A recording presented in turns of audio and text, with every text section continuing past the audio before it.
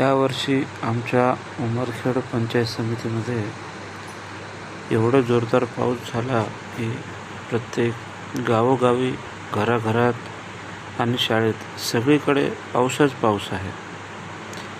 आता ही आमची उमरखेड तालुक्यातली ही शाळा आहे जी पाण्याने जलमय झालेली आहे. फक्त शाळाच नाही तर प्रत्येक गावाची आणि प्रत्येक गल्लीची हीच परिस्थिती आहे.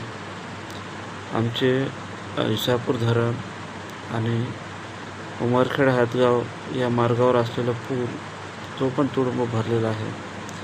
त्याच्याही मुलांना शाळेत जाणंही कठीण होत आहे. यावर्षी असा मुसळधार पाऊस झालेला आहे की गेल्या 10-20 वर्षात कधी असा पाऊस झालेला नसेल इतिहासामध्ये. आणि अशा या पावसामुळे सर्व उमरखेडवासियांना आणि महाराष्ट्रातील बहुतेक लोकांना त्याची झळ सोसावी लागत आहे.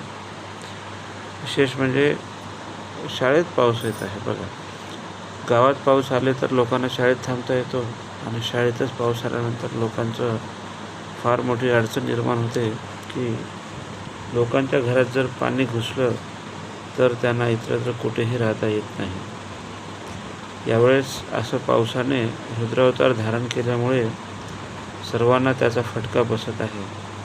आणि दुसरीकडे जर पाहिले तर शेतीचे फार मोठ्या प्रमाणात नुकसान झालेलं आहे. शेतकरी वर्ग एवढा हवालदिल झालेला आहे की त्याने सर्व खर्च करून शेतीमध्ये तो आज वर पाहायची वेळ आली आहे.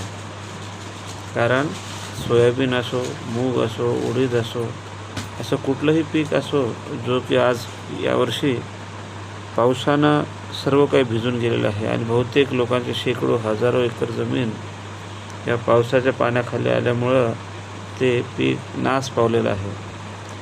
बघा, गावकरी शाळेचं निरीक्षण करत आहेत आणि गावात सगळीकडे पाऊस आहे.